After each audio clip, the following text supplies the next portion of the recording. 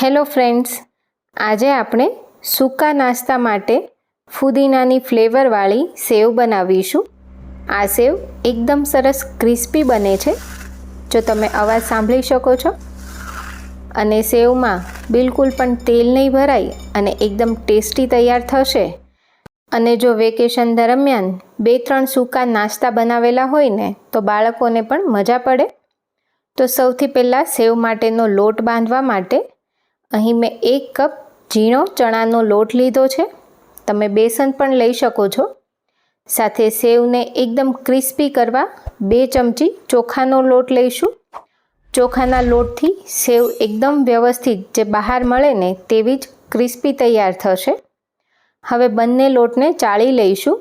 તો ચણાના લોટમાંથી જ્યારે પણ સેવ કે ગાંઠિયા બનાવીએ તો લોટને ચાળીને લઈએ ને તો તેનું રિઝલ્ટ વધારે સારું આવતું હોય છે। હવે લોટ બાંધવા ફુદીનાની પેસ્ટ તૈયાર કરીશું, જેના માટે અડધો કપ ફુદીનો, અડધો કપ ધાણા અને 5 પત્તા મેં અહીં પાલકના લીધા છે। પાલકથી કલર એકદમ સરસ આવશે, તો જો તમારી પાસે હોય તો ચોક્કસથી લેવાના, અને ના હોય તો થોડા પ્રમાણમાં ધાણા વધારે લઈ લેવાના।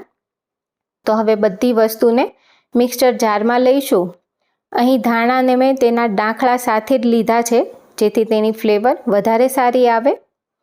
તો હવે બધી વસ્તુની સાથે જ અહીં લીલા મરચાં, આદું અને લીંબુ લઈશું। સાથે અડધા ઇંચ જેટલો નાનો ટુકડો આદુનો લીધો છે અને 2 તીખા લીલા મરચાં। તો સેવમાં તમને તીખાશ જેવી ગમે ને એ પ્રમાણે લીલા મરચાં લેવાના છે। અને સાથે અડધું લીંબુ લીધું છે, એ પણ નીચોવી લઈશું। તો આ સેવમાં ખટાશ, તીખાશ અને મીઠું એકદમ વ્યવસ્થિત હોય ને તો સેવનો ટેસ્ટ એકદમ સરસ આવશે। સાથે અડધી ચમચી સંચળ લીધું છે અને થોડા પ્રમાણમાં મીઠું। તો સંચળ લીધું છે એટલે મીઠાનું પ્રમાણ થોડું ઓછું રાખવાનું। સાથે અહીં ટોટલ મેં 5 કપ પાણી લીધું છે ને તેમાંથી 2 ચમચી અત્યારે આ પેસ્ટ માટે પાણી એડ કરીશું, અને સાથે જ 2 બરફના ટુકડા લઈશું। તો બરફ નાખવાથી ચટણી જ્યારે પીસાશે ને ત્યારે તેનો કલર કાળો નહીં પડી જાય।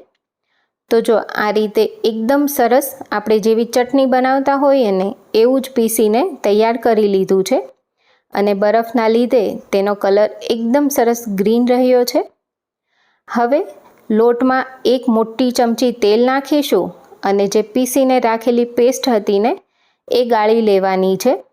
તો આપણે અત્યારે એકદમ ઝીણી સેવ કરીએ છીએ, એટલે ખાસ આ જે ચા ગાળવાની ગળણી હોય ને એનાથી ગાળી લેવાનું, એટલે સેવ પાડવામાં એકદમ સરળતા રહેશે।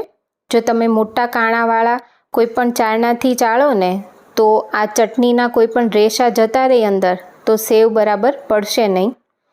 તો એકવાર આ રીતે ગાળી લીધા પછી આ જે વધેલું છે એમાં ફરી જે 5 કપમાં પાણી વધ્યું હતું ને એ ફરી એમાં એડ કરીશું। તેને મિક્સ કરીને તેને ફરીથી ગાળી લેવાનું છે, અને આ પાણીનો ઉપયોગ પછી લોટ બાંધવામાં આગળ પાણીની જરૂર પડે ને ત્યારે કરવાનો છે। તો આ રીતે મેં પાણી ગાળીને તૈયાર કરી લીધું। હવે લોટ બાંધીશું। તો પહેલાં જે પાણી એડ કર્યું હતું એ પ્રોપર લોટમાં મિક્સ કરી લેવાનું છે। તો આ રીતે જો તમે ક્યારેય ફુદીનાની સેવ ટ્રાય ના કરી હોય તો એકવાર જરૂરથી કરજો, એકદમ ટેસ્ટી બને છે, અને સેવ છે એટલે એકદમ ઝડપથી તૈયાર થઈ જશે। હવે અત્યારે મેં 2 ચમચી પાણી લીધું છે, એટલે આ રીતે ચમચી રાખવાની અને ચમચીની મદદથી થોડું થોડું પાણી એડ કરવાનું, જેથી કરીને લોટ ઢીલો ના થઈ જાય। તો સેવ પાડવા માટે લોટ ચમચીથી ભરી શકાય ને એ રીતનો ઢીલો તૈયાર કરવાનો છે, એટલે લોટ બહુ જ ઢીલો નહીં અને એકદમ કઠણ પણ નહીં એવો હશે ને તો સેવ એકદમ સરસ તૈયાર થશે। તો લોટ બંધાઈ જાય એ પછી 1 મિનિટ લોટને મસળી લેવાનો। એ પછી તેને સંચામાં ભરવા માટે સંચાને પહેલાં તેલથી ગ્રીસ કરી લઈશું। તો બધી જ બાજુ તેલ લગાવી દેવાનું, એટલે સેવ પાડવામાં સરળતા રહે। તો આ રીતે મેં સંચાને અંદરથી પણ ગ્રીસ કરી લીધો છે। હવે અહીં સેવ પાડવા માટેની 4 જાળીઓ હોય છે, જેમાંથી એકદમ જે ઝીણી જાળી હોય ને 0 નંબરની એ અત્યારે લીધી છે. આનાથી એકદમ સરસ ઝીણી સેવ તૈયાર થશે. તો તેને પણ તેલથી ગ્રીસ કરી સંચામાં લોટ ભરી લઈશું અને સેવ પાડી લઈશું.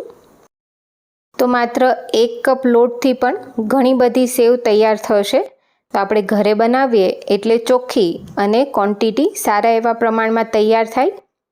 તો હવે મીડિયમ ગરમ તેલમાં સેવ તૈયાર કરીશું.